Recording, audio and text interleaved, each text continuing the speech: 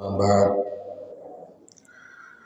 أعوذ بالله السميع العليم من الشيطان الرجيم بسم الله الرحمن الرحيم۔ آج 10واں پارہ ہے۔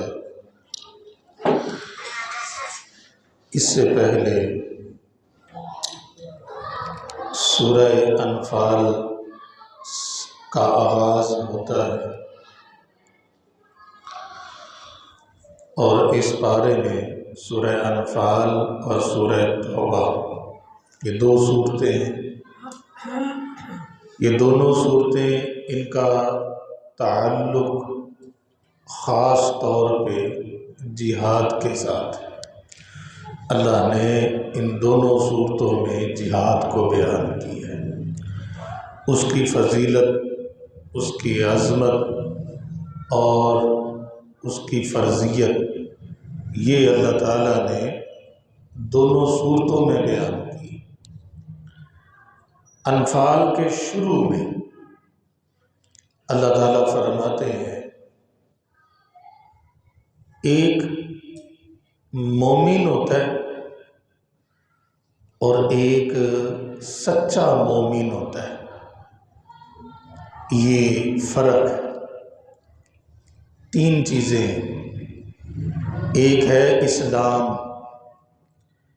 پھر ہے ایمان اور پھر ہے سچا ایمان۔ آدمی کلمہ پڑھتا ہے مسلمان ہو جاتا ہے، اسلام میں داخل ہو گیا، مسلمان ہے، یہ بندہ مسلمان ہے، اس نے کلمہ پڑھ لیا، اطاعت کرتا ہے، مومن بن جاتا ہے، اللہ کی مانتا ہے، رسول کی مانتا ہے، مومن بن جاتا ہے۔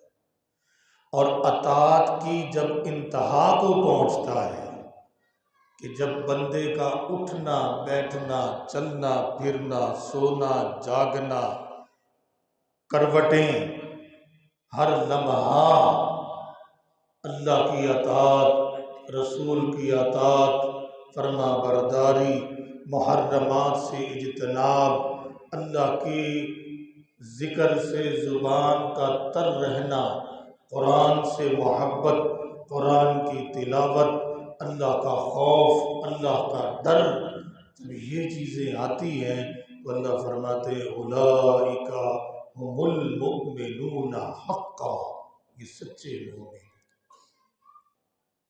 اور یہ چیز اللہ کو مطلوب ہے کہ میرا مومن بندہ ایسا ہونا چاہیے، اور یہی ولایت کا درجہ ہے۔ جب بندہ اس درجے کو پہنچتا ہے تو وہ ولی بنتا ہے۔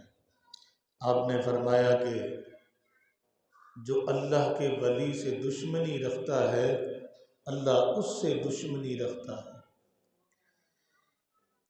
اللہ فرماتے ہیں انما المؤمنون الذین اذا ذکر اللہ وجلت قلوبهم، کہ مومنوں کی ایک کیفیت ایسی آتی ہے، ایک مقام ایسا آتا ہے، ایک حالت ایسی آتی ہے کہ جب ان کے سامنے اللہ کا نام لیا جاتا ہے ان کے دل کانپ جاتے، دل ڈر جاتے، دلوں میں ہیبت پیدا ہوتی، دلوں میں خشیت آتی، اللہ کا نام سن کے جسم کپ کپا اٹھتا ہے۔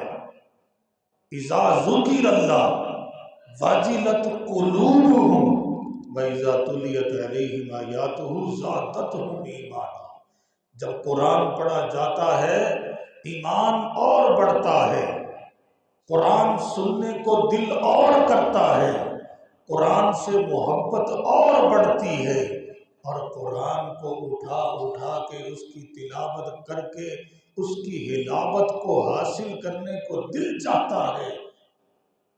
اور فرمایا کہ وَعَلَىٰ رَبِّهِمْ يَتَوَكَّلُونَ، ایسا بندہ ہر وقت اللہ پہ توکل کرتا ہے، بیماری آئے، پریشانی آئے، مصیبت آئے، رزق میں کمی آئے، چاہے پریشانیوں کے پہاڑ ٹوٹیں، توکل اللہ کی ذات پہ ہے کہ اس پریشانی کو دور اللہ نے کرنا ہے، مصیبت کو دور اللہ نے کرنا ہے، اس غم کو دور اللہ نے کرنا ہے، رزق میں فراوانی اللہ نے دینی ہے، اولاد مجھے اللہ نے دینی ہے، میرے ہر معاملے کو حل اللہ نے کرنا ہے، اللہ کے علاوہ کوئی اور در میرے پاس نہیں ہے۔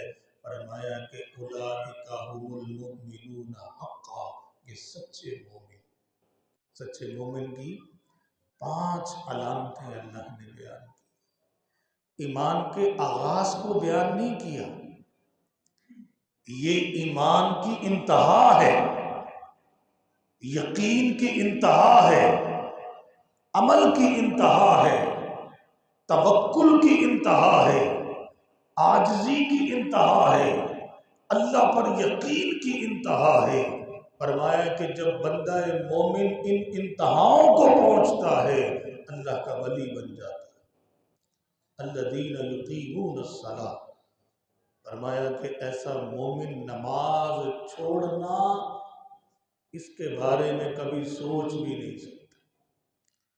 فرمایا کہ نہیں دیکھو گے ایسے مومن کو کہ نماز سے پیچھے رہا ہو، نماز کو کبھی ترک کیا ہو، نماز کو چھوڑا ہو، یہ السابقون الاولون میں نظر آئے گا۔ صفحے اول میں تکبیر تحریمہ کے ساتھ نماز میں خشوع خضوع کرتے ہوئے آنکھوں سے آنسو بہاتا ہوا نظر آئے گا، یہ یقیمون الصلاۃ ہے۔ قرآن کے الفاظ جو ہے نا، الفاظ بڑے قیمتی ہیں۔ اللہ تعالیٰ نے اقامت صلاۃ کہا ہے، نماز کو قائم کرنا۔ کیا مطلب ہے؟ نماز کی اقامت یہ ہے کہ نماز کو وقت کے ساتھ، نماز با جماعت مسجد میں خشوع خضوع کے ساتھ، عاجزی انکساری کے ساتھ، انتہائی تذلل کے ساتھ، اس طرح انسان نماز میں کھڑا ہو کہ یہ سمجھے کہ اللہ میرے سامنے ہے، اللہ میرے سامنے ہے اور میں اللہ کے سامنے ہوں اور اللہ کے سامنے اپنی پیشانی کو جھکانے لگا ہوں۔ میرا قیام اللہ دیکھ رہا ہے، میرا رکوع اللہ دیکھ رہا ہے، میرے سجدے سے اللہ واقف ہے، میں خالق کائنات کے سامنے کھڑا ہوں۔ فرمایا کہ اس کی عاجزی انکساری تذلل کی انتہا ہو۔ اور جب انسان اس انداز سے نماز پڑھ رہا ہو کہ اسے یہ بھی نہیں پتا کہ میں نے رکعتیں کتنی پڑھ لی، میں نے سورہ فاتحہ پڑھی بھی ہے کہ نہیں، تسبیحات کتنی کہیں۔ ایک لطیفہ بنا ہوا ہے، امام صاحب نے نماز پڑھائی، 3 رکعتیں پڑھائی، سلام پھیر دیا، پیچھے ایک آدمی کھڑا ہوا، اس نے کہا جی تسی 3 رکعتاں پڑھائیاں نے؟ امام صاحب نے کہا نہیں، 4 پوریاں پڑھائیاں۔ انہوں نے کہا نہیں جی 3 پڑھائیاں۔ وہ کہتا ہے 4 پڑھائیاں۔ بحث و تقرار۔ امام نے پوچھا تینوں کیویں پتہ ہے میں 3 پڑھائیاں؟ انہیں کہا جی میری 4 دکاناں نے، ایک رکعت سے ایک دکان دا حساب کر لینا، 3 ہوئیاں نے، چوتھی نہیں ہوئی ہے نہیں، تو تسی کیویں کہتے ہو کہ 4 پڑھاتی ہیں؟ سمجھائی بات کی؟ یہ ہماری نمازوں کا حال ہے کہ ہم نماز میں کھڑے ہوتے ہیں اور گھر کے معاملات حل ہو رہے ہوتے ہیں، ہمیں ملاقاتوں کے وقت یاد آ رہے ہوتے ہیں کہ فلاں سے ملنا ہے، فلاں سے لینا ہے، اوہ فلاں سے تو ملاقات ہی نہیں کی، ابھی بس نماز سے فارغ ہو کے دوڑ لگا دینی ہے۔ یہ پوری نماز ہماری، آپ نے فرمایا کہ بندہ 2 رکعتیں، صحیح بخاری کی روایت، صحیح بخاری کی، فرمایا کہ 2 رکعتیں ایسی پڑھ لے کہ جس میں اپنے دل سے باتیں نہ کرے، خیال نہ آنے دے، فرمایا کہ اللہ سارے گناہ ہی تمہارے معاف کر دے۔ صحیح بخاری کی روایت، صرف 2 رکعتیں۔ فرمایا کہ وضو کرے اور نیت کر لے کہ میں نے اللہ کے لیے 2 رکعتیں اس طرح پڑھنی ہے کہ میرے خیال نہیں آنے دینا۔ فرمایا کہ اللہ تعالیٰ سارے گناہ معاف کر. تو فرمایا کہ سچے مومن کی 5 صفات میں سے چوتھی یہ ہے کہ وہ کیا کرتا ہے؟ یقیمون الصلاۃ، نماز کو نہیں چھوڑتا. اذان ہوتی ہے تڑپ جاتا ہے. صحابہ کرام الرٹ ہو جاتے، اذان ہوئی ہر معاملہ طرف، گھر کے معاملات طرف، کاروبار ختم. حضرت عائشہ فرماتی ہیں کہ جیسے بلال اذان دیتے آپ صلی اللہ علیہ وسلم ہم سے اس طرح اٹھتے ہمارے ساتھ کوئی تعلق ہی نہیں ہے، تعلق ہی نہیں ہے. آپ گفتگو کر رہے ہیں بند، زبان بند، معاملات کر رہے ہیں ختم. بیٹھے گھر میں کوئی بھی کام کر رہے ہیں آپ نے فوری ترک کر دینا ہے اور کھڑے ہوئے اور اجنبی بن کے چل پڑے فوراً مسجد کی طرف. صحابہ کا مزاج تھا کہ جیسے اذان ہوتی مسجد کی طرف. تو فرمایا کہ مومن کا ایمان جو ہے وہ اسے تڑپا دیتا ہے، بیٹھنے نہیں دیتا، مجبور کرتا ہے. بار بار اس کے دل کے اندر یہ بات پیدا ہوتی ہے کہ شہنشاہ کا بلاوا آ گیا ہے، مالک الملک نے بلایا ہے. حی علی الصلاۃ، حی علی الصلاۃ، حی علی الفلاح، حی علی الفلاح. آؤ نماز کی طرف، آؤ فلاح کی طرف. اب اللہ نے بلایا ہے تو اللہ کی پکار پر میں نے لبیک کہنا ہے. ساری دنیا کو چھوڑتا ہے، مسجد میں حاضر ہوتا ہے. فرمایا کہ مومن نماز نہیں چھوڑ سکتا، نہیں چھوڑ سکتا. اور جس کے دل میں یہ ہے وہ چل پڑھ لینے یار، پڑھ لینے، کوئی نہیں خیر. اور مجلس لگی ہے چھڈ کے جاواں، سیاسی میلہ لگے طرف کر دیا لوگوں نے ووٹ دینے نے، یہ تو کل ہمارا ساتھ کھڑے ہی نہیں ہوں گے. لوگوں پہ توکل. اللہ کی پھٹکار آتی ہے، اللہ معاملات کو تباہ کر دیتا ہے، برکتیں اٹھا لیتا ہے، رزق تباہ ہو جاتے ہیں. جس رزق کی خاطر بندہ اللہ کو چھوڑتا ہے اس رزق کو اللہ تباہ کر دیتا ہے. بندہ دیکھتا ہے اپنی آنکھوں سے، اپنی ذلت کو دیکھتا ہے، رسوائی کو دیکھتا ہے. اللہ فرماتا ہے کہ تو اتنا بڑا ہو گیا، اتنا بڑا، اتنی جرت کہ میں نے بلایا اور تو دنیا کو ترجیح دے رہا ہے، دولت کو ترجیح دے رہا ہے، لوگوں کو ترجیح دے رہا ہے، اپنے کاروبار کو ترجیح دے رہا ہے، اپنے بچوں کو ترجیح دے رہا ہے. اللہ فرماتا ہے تجھے ایسا مصروف کروں گا کہ تو اپنے آپ کو بھول جائے گا. حدیث آپ نے فرمایا کہ بندے کو اللہ ایسا مصروف کرتا ہے، ایسا، وہ ویلا مصروف ہوتا ہے، وہ سمجھتا ہے ویلا ہو لیکن مصروف ہے. ایسا مصروف کروں گا کہ تو اپنی ذات کو بھول جائے گا کہ میں نے کھانا بھی کھانا ہے کہ نہیں کھانا. اتنی مصروفیت اللہ پیدا کر دے گا. اور جو بندہ اللہ کی طرف آتا ہے اللہ برکتیں عطا فرما دیتے، اس کے معاملات کو آسان کر دیتے.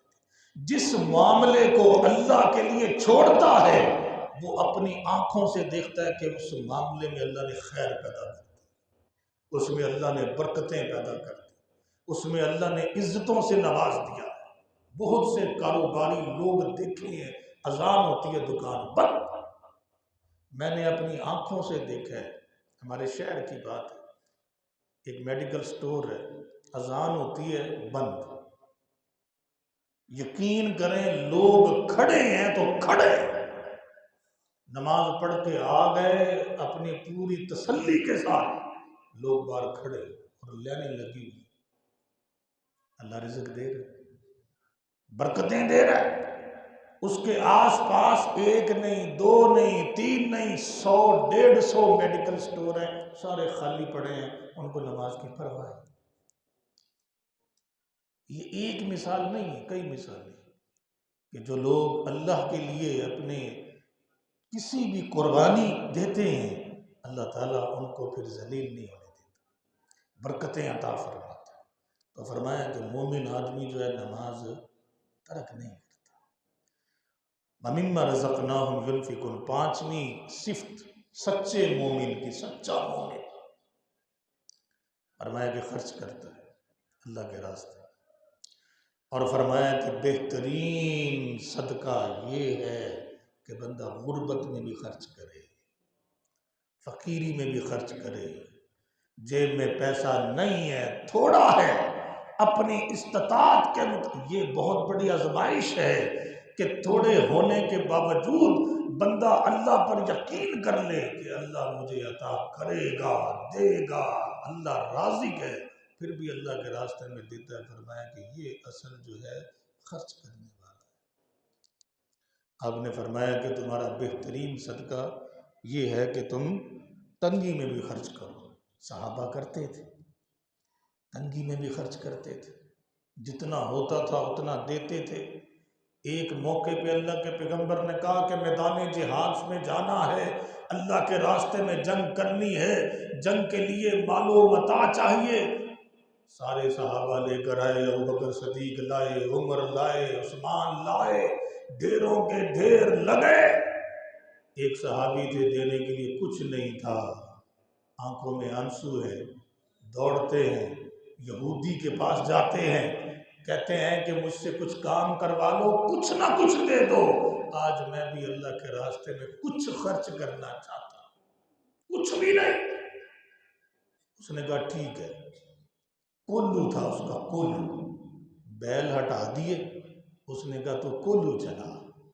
اللہ، ہمارے جیسا ایک چکر میں ٹانگیں ختم، وہ پوری رات کولو چلاتے رہے، پوری رات کولو چلایا، صبح 2 کلو کھجوریں دی اس یہودی نے۔ اس نے کہا لے تیری اجرت ہے۔ جسم تھکا ٹوٹا، چل نہیں پا رہے، اس ٹوٹے جسم کے ساتھ گھر جاتے ہیں، بچے بھوکے تھے، 1 کلو کھجوریں بیگم کو دے دی کہ بچوں کو کھلا دو، اور وہ 1 کلو کھجوریں روتے ہوئے مسجد میں آ گئے کہ آج میں کیا دے رہا ہوں اللہ کے راستے میں۔ جب مسجد میں داخل ہوئے، آپ صلی اللہ علیہ وسلم کے چہرے پہ مسکراہٹ تھی۔ آپ نے کہا تیرے رات کے عمل کو اللہ نے دیکھا ہے، اور اللہ تعالیٰ نے مجھ پر وحی نازل کر دی کہ یہ تمام مسجد میں لگا ڈھیر، اس سارے ڈھیر سے زیادہ اللہ نے اس صدقے کو قبول کیا ہے، اور یہ صدقہ اللہ کو سب سے زیادہ پسند ہے۔ یہ صحابی لے کر آئے، تو اللہ فرماتے ہیں کہ تمہارا بہترین صدقہ یہ ہے کہ فقر میں بھی اگر تم خرچ کرو تو اللہ تعالیٰ تمہیں کیا سے کیا عطا کرتے، اور پھر اللہ نے ان کو عطا کیا، بے تحاشا عطا کیا۔ یہ اللہ ہے یرزقو بغیر حساب، کہ رزق جب عطا کرتا ہے تو بے حد و حساب عطا کرتا ہے۔ تو یہ تھی سورہ انفال کی وہ آیتیں کہ جس میں اللہ تعالیٰ نے یہ بتایا کہ سچے مومن کون ہیں، سچے۔ تو میں نے 3 قسمیں بتا دی آپ کو، ایک مسلمان ہوتا ہے، ایک مومن ہوتا ہے، ایک مومن حقہ ہوتا ہے، سچا مومن۔ جب ایمان کی انتہا کو بندہ پہنچتا ہے تو پھر بندہ مومن سچا ہو جاتا ہے۔ اس کے بعد اللہ تعالیٰ نے جنگ کی کامیابی بتائی۔ اللہ فرماتے ہیں کہ تمہاری جنگ ہو جائے دشمنوں کے ساتھ تو 4 چیزوں پہ عمل کرنا، جنگ جیت جاؤ گے۔ جنگ میں تمہیں شکست نہیں ہوگی، جنگ میں تمہیں پسپائی اختیار نہیں کرنی پڑے گی، دشمن پر غالب آ جاؤ گے اور دشمن کو پچھاڑ دو گے۔ حالانکہ دشمن لاکھوں کی تعداد میں کیوں آ، مسلمانوں کے لشکر جو تھے نا جی، ہزاروں کی تعداد میں ہوتے، لاکھوں کو بچھاڑ دیتے۔ ایک جرنیل نے پوچھا اپنے فوجی سے کہ یار بات سمجھ نہیں آتی، ہم تعداد دگنی نہیں تگنی لے کر جاتے ہیں، 3 گنا تعداد ہماری زیادہ، اسلحہ ہم بھرپور دے دیتے، ٹریننگ ہماری انتہا درجے کی ہوتی ہے، یہ چند مٹھی بھر مسلمان یہ کھاتے کیا ہیں، کرتے کیا ہیں کہ یہ صفوں کی صفیں بچھاڑ دیتے۔ ان کا ایک ایک بندہ ہمارے 100 فوجیوں پر بھاری آ جاتا ہے، اور میدان جہاد میں ایسا لڑتے ہیں جیسے کہ شیروں نے حملہ کر دیا۔ کہنے لگا کہ میں ویکھیا ہے ساڈے جڑے فوجی نے نا جی، وہ راتاں نوں زنا کرتے ہیں، شراب پیندے ہیں، اور یہ دونوں چیزیں جسم میں اتنی سستی، کاہلی، نحوست پیدا کرتی ہیں کہ ہمارے فوجی جب کھڑے ہوتے ہیں کہلانے میں فوجی ہیں، لیکن نہ دماغ حاضر ہوتا ہے نہ جسم حاضر ہوتا ہے، لڑنے کی سخت ہی نہیں۔ اور ان کو دیکھا ہے یہ رات کو قیام کرتے ہیں، پتہ نہیں کیا کیا پڑھتے رہتے ہیں، روتے رہتے ہیں، ساری رات ان کا اسی طرح قیام میں گزرتا ہے، تو یہ صبح جب میدان میں کھڑے ہوتے ہیں تو ان کا جسم فولاد ہوتا، طاقت ہوتی، خوخاری ہوتی، ایسا جھپٹتے ہیں کہ صفوں کی صفیں بچھاڑ دیتے ہیں، تو ان کے سامنے لاکھوں کیا کئی لاکھ تم فوج کھڑی کر دو تب بھی کامیاب نہیں ہو سکتے۔ تو اللہ نے کہا کہ 4 چیزیں تم نے اپنانی ہے میدان جہاد میں، جنگ میں۔ سب سے پہلی چیز یہ ہے کہ فَاثْبُتُوا، کہ جب تم میدان جہاد میں کھڑے ہو جاؤ تو اپنے قدموں کو جما دو، پیچھے بھاگنا نہیں ہے حتیٰ کہ شہید ہو جاؤ، پسپائی نہیں اختیار کر، ڈٹ جانا، چاہے تم 10 ہو، 20 ہو، 30 ہو، 100 1000 ہو، سامنے میں تمہارے لاکھوں کا لشکر ہے، پہلا کام تم نے یہ کرنا ہے کہ ڈٹ جانا ہے، ہمت کم نہیں ہونے دینی، اور یہ سوچ کے کہ ہم نے بھیڑنا ہے، لڑنا ہے اور بچھاڑنا ہے۔ اللہ فرماتے ہیں اذا لقیتم فئۃ فاثبتوا، کہ جب تم دشمن سے ٹکرا جاؤ تو ثابت قدم ہو جاؤ، اپنے قدموں کو جماؤ۔ فرمایا کہ جو بندہ میدان جہاد سے بھاگ گیا نا وہ جہنمی ہے، فرمایا کہ اس نے سارے عمل اپنے برباد کر دیے۔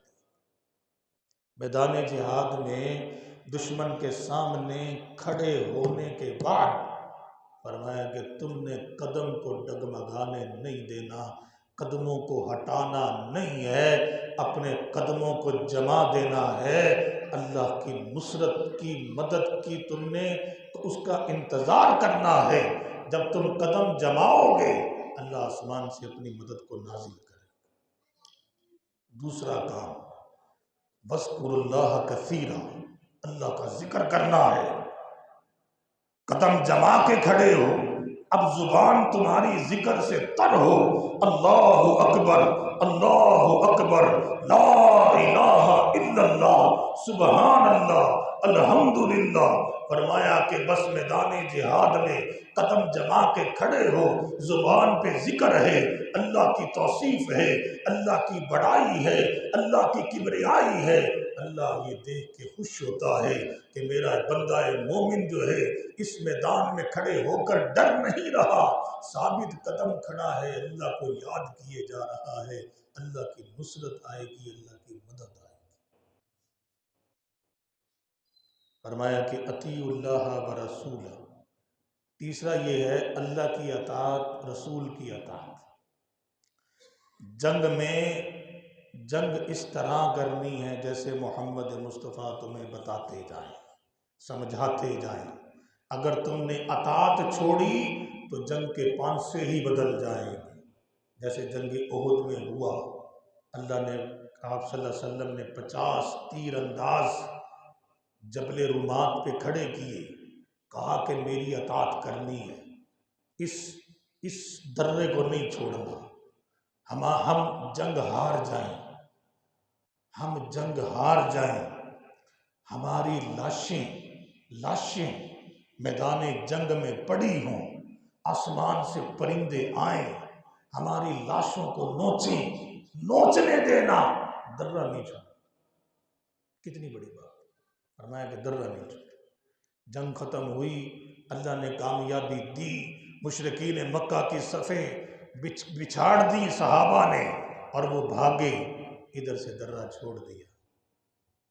فرمایا کہ اللہ رسول کی اطاعت کرنا، درہ چھوٹا، خالد بن ولید پیچھے سے پھر دوبارہ حملے کے لیے آئے، 13 بندے کھڑے تھے پیچھے تیر انداز، یا وہ جن کو اللہ کے پیغمبر نے کہا تھا کہ تم نے کھڑے ہونا ہے، ان میں سے 13 باقی تھے جنہوں نے کہا کہ ہم نے کھڑے رہنا ہے، لیکن چونکہ باقیوں نے درہ چھوڑا تھا وہ 13 بیچارے شہید ہو گئے۔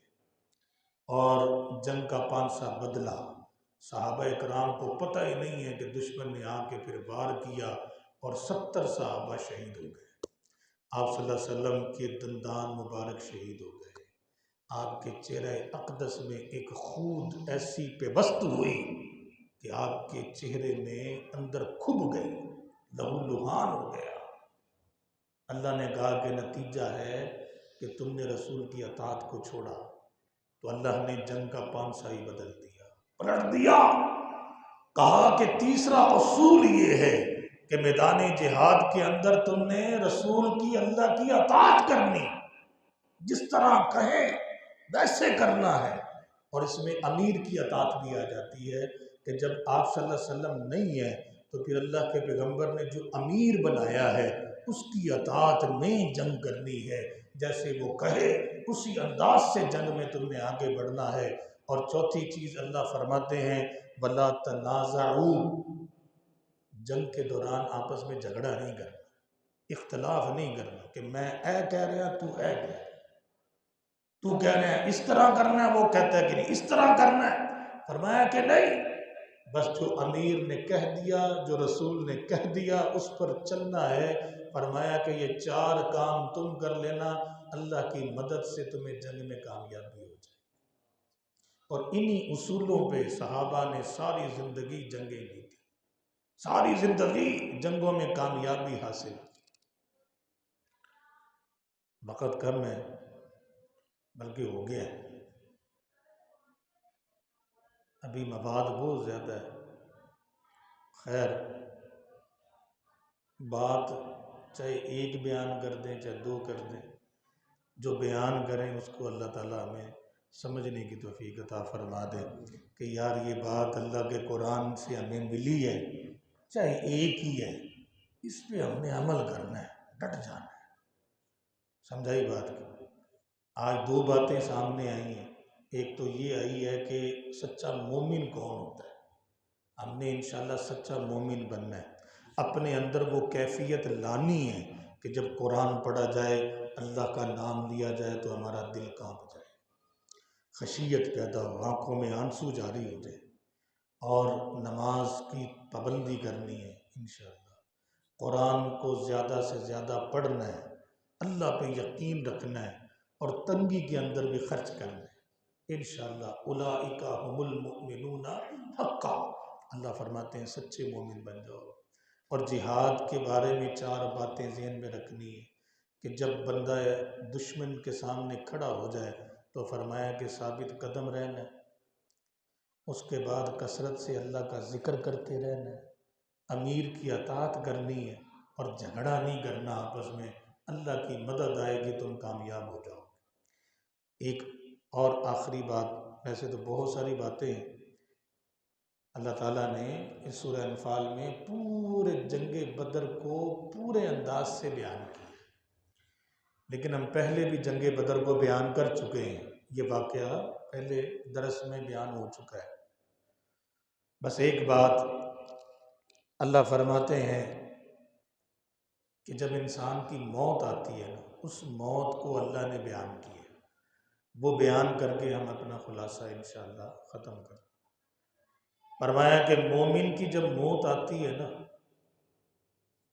تو جسم سے روح نکلتی ہے، تو فرمایا کہ اتنی کہ درد ہوتی ہے جیسے کہ سوئی چبھتی ہے، سوئی چبھتی ہے نا، اتنی کہ درد ہوتی ہے اس کے ایمان کی وجہ سے، فرشتے اس کو درد محسوس نہیں ہونے دیتے، مگرنہ آپ نے فرمایا کہ جسم سے جان اس طرح نکلتی ہے کہ ایک کپڑے کو اگر تم کانٹوں کے اوپر پھینکو اور پھر کپڑا کھینچو تو وہ لیرو لیر ہو جاتا ہے۔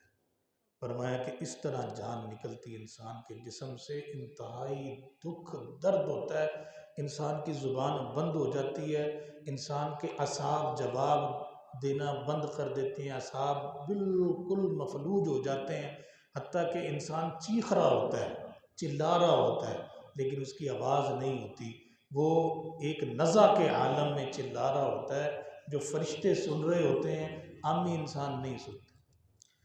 فرمایا کہ مومن کی جان تو اس طرح نکلتی، اور جو کافر ہے، مشرک ہے، گناہگار ہے، عاصی ہے، نافرمان ہے، فرمایا کہ جب اس کی جان کو فرشتے نکالتے ہیں تو پہلا کام فرشتے کیا کرتے ہیں؟ یضربون وجوہہم وادبارہم، چہرے پہ آ کے تھپڑ لگاتے، ٹکا ٹکا۔ قرآن ہے، یضربون، اللہ فرماتے ہیں کہ فرشتے آ کے مارتے ہیں وجوہہم، ان کے چہروں کو، وادبارہم، ان کی پیٹھوں کو۔ کیوں مارتے ہیں؟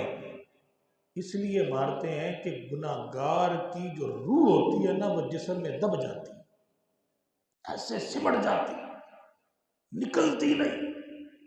فرشتے اب اسے نکالتے ہیں، نہیں نکلتی، پھر فرشتے مارتے ہیں، ضربے لگاتے ہیں، مار مار کے جسم کو، اس میں پھر اس کو جو تکلیف ہوتی ہے وہ ناقابل بیان ہے۔ اسے کہتے ہیں سکرات الموت، موت کی سکرات۔ فرمایا کہ اس کو بیان نہیں کیا جا سکتا، یہ کتنا تکلیف دہ عمل ہے۔ مار کے جسم سے جان کو کھینچا جاتا ہے، مومن کی جان بھی روح نکل آتی ہے، اور فرمایا کہ کافر، مشرک، گناہگار کی بھی روح نکل آتی ہے۔ اب دونوں روحوں میں فرق کیا ہے؟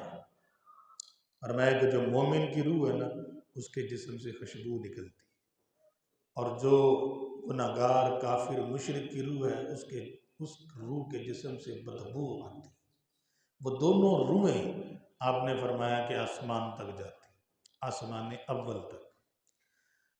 تک گئیں، وہاں فرشتے مومن کی روح کا استقبال کرتے ہیں، مرحبا، خوش آمدید، استقبال کرتے ہیں۔ اور جو کافر، مشرک کی روح ہوتی ہے، گناہگار کی روح ہوتی ہے، اس کے جسم سے بدبو، فرشتے اس پر لعنت کرتے ہیں۔ فرمایا کہ دونوں روحیں آسمان سے ہو کے واپس آ جاتی ہیں۔ آپ صلی اللہ علیہ وسلم نے فرمایا کہ جب روحیں واپس آتی ہیں اس وقت مردے کو لوگ نہلا رہے ہوتے ہیں، پھٹے تھے پایا ہے، لوگ اس کو نہلا رہے ہیں۔ فرمایا کہ دونوں روحیں دیکھتی ہیں کہ میرا مردہ جسم جو ہے نا وہ پھٹے پر ہے، اور لوگ اس کو نہلا رہے ہیں، فلاں فلاں فلاں فلاں فلاں فلاں بھی کھڑا ہے، روحیں دیکھتی ہیں۔ فرمایا کہ نیک روح کہتی ہے کہ اب ردو، جلدی کرو، میری جسم کو جلدی نہلا کے، کفن پہنا کے مجھے قبر میں اتار دو تاکہ میرا اچھا انجام مجھے مل جائے۔ اور فرمایا کہ جو بری روح ہوتی ہے نا، وہ رونا شروع کر دیتی ہے، وہ منتیں کرتی ہے، جو نہلا رہے ہوتے ہیں فرمایا کہ ان کے پاؤں پڑ جاتے ہیں، ان کو روکتی ہے کہ مجھے میرے کفن میں ڈال کر قبر تک نہ لے کر جانا، روکتی ہے، چیختی ہے، چلاتی ہے۔ آپ نے فرمایا کہ جلدی مردوں کو دفن کیا کرو، اگر نیک ہے تو اپنے اچھے انجام کو جلدی پہنچ جائے، اگر برا ہے تو تمہارے کندھوں پر بوجھ ہے، بوجھ، اس برے آدمی کا تمہارے کندھوں پہ بوجھ ہے، اس کو جلدی بوجھ کو اتار دو۔ فرمایا کہ دونوں کو قبر میں داخل کیا جاتا ہے، اور جب ہم قبر کو بند کر دیتے ہیں تو آپ نے فرمایا کہ فوری وہ روحیں کھڑی ہوتی ہیں، جیسے مردہ اندر دفن ہوتا ہے، مٹی ڈال کے دعا کر کے جب لوگ چلنے لگتے ہیں، فرمایا کہ روحوں کو جسم میں داخل کر دیا جاتا ہے۔ آپ نے فرمایا کہ وہ مردہ اٹھ کے بیٹھتا ہے اور اپنے اوپر لوگوں کے چلنے کی آواز کو سنتا ہے کہ لوگ چل کے جا رہے ہیں۔ اللہ، اب وہ تنہا کوٹھڑی ہے، اندھیر کوٹھڑی ہے، اکیلا بندہ ہے، خوف ناکی ہے۔ آپ ایک دن قبرستان میں بیٹھے تھے، قبر کھودی جا رہی تھی، آپ کی آنکھوں میں آنسو آ گئے، اتنا روئے، آپ کی اگلی جگہ تر ہو گئی۔ صحابہ پریشان ہو گئے، کہا اللہ کے پیغمبر آپ اتنا رو رہے ہیں؟ کہا کہ میں اس لیے رو رہا ہوں، اس گڑھے کی تیاری کر کے آنا، یہ یا تو جہنم کا ایک گڑھا ہے یا پھر جنت کا باغیچہ ہے۔ فرمایا کہ جہنم کا گڑھا بن گیا تو جب تک قیامت قائم نہیں ہوگی اس گڑھے میں بندہ وہ جلتا ہی رہے گا، اس کا بستر بھی نار آگ کا ہوگا اور اس کا اوپر لپیٹا بھی آگ کا ہوگا، وہ بندہ اسی قبر میں سڑتا جلتا بھنتا رہے گا، اور قبر میں اژدہا، سانپ، مختلف قسم کے عذابات اس پر مسلط کیے جائیں گے۔ فرمایا کہ وہ چیخے گا، چلائے گا۔ ایک حدیث میں آتا ہے کہ میں ایک دن اللہ سے دعا کرنے لگا کہ یا اللہ یہ مردوں کا چیخنا، چلانا، یہ رونا، یہ دھاڑے مارنا جو ہے اللہ لوگوں کو دکھا، سنیں لوگ کہ یہ قبروں سے کیسی آوازیں آتی ہیں۔ آپ نے فرمایا کہ میں نے اللہ کے سامنے دعا اس لیے نہیں کی کہ اگر تمہیں آوازیں سنائی دے گئیں تو تم مردوں کو دفن کرنا چھوڑ دو، مردوں کو دفن کرنا ہی چھوڑ دو۔ تو فرمایا کہ اس لیے میں نے ہاتھ نہیں اٹھائے اللہ کے سامنے۔ فرمایا کہ یہ جانور سنتے، چیخوں کو سنتے۔